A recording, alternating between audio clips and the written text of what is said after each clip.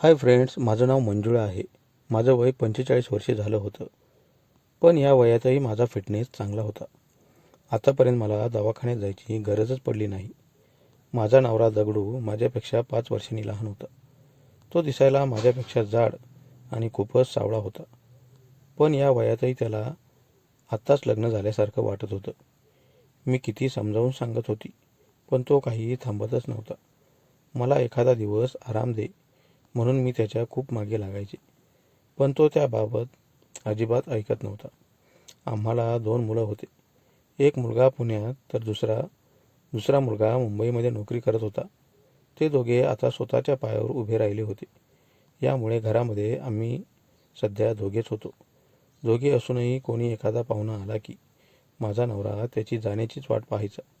त्याला वाटायचं संध्याकाळी हा मुक्कामाला राहिला तर आपला एका दिवसाचा वांदा होईल. यामुळे तो आलेल्या पाहुण्याला तू कधी जाणार आहेस हा प्रश्न विचारायचा.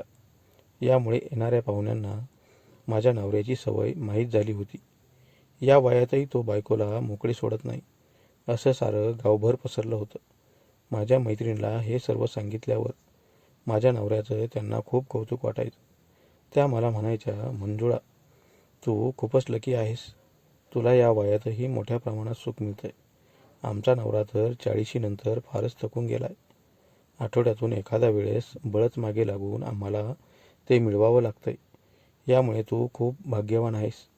त्या मला असं म्हणायच्या खऱ्या, पण माझे काय हाल होत होते हे त्यांना मी सांगू शकत नव्हते. वरवर त्यांना मजा वाटायची, पण या वयातही मी रोज ते सहन करत होती हे त्यांना मी सांगू शकत नव्हते. मी त्याच्यापेक्षा वयाने मोठी होते, तरीही त्याला वाटायचं मी अगदी 20 वर्षाचीच मुलगी आहे.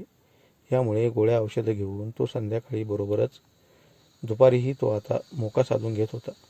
दुपारी घराचा दरवाजा लावला की शेजारी राहणारे लोक ओळखून घ्यायचे आमचं आतमध्ये काय चालू असेल.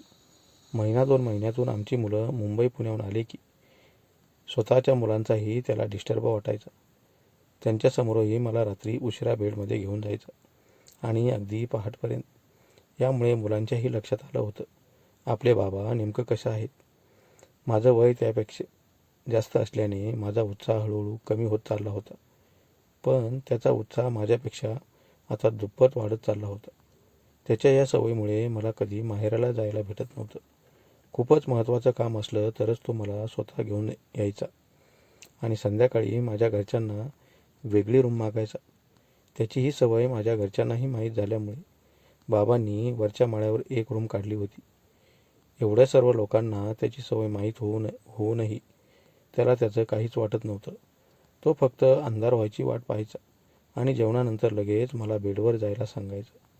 त्याच्या या रोजच्या सवयीचा मला खूप कंटाळा यायचा.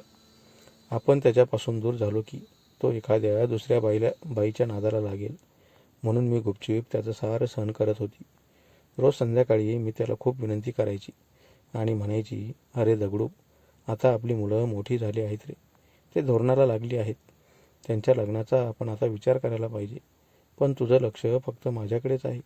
कधी कधी 1-2 दिवस तू विश्रांती घे आणि मलाही आराम करू दे. पण माझ्या या बोलण्याला तो केराची टोपली दाखवायचा आणि रोजची सवय नित्यनियमाने पार पाडायचा.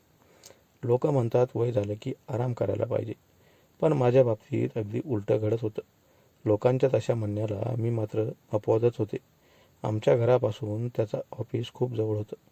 तो जेवणाचा डबाही सोबत घेऊन जायचा. तरीही दुपारी तो 1 तास वेळ काढून घरी यायचा आणि दिवसासुद्धा ती कृती पार पाडायचा. त्यामुळे दुपार आणि संध्याकाळ माझी आरामाविनाच पार पडायची.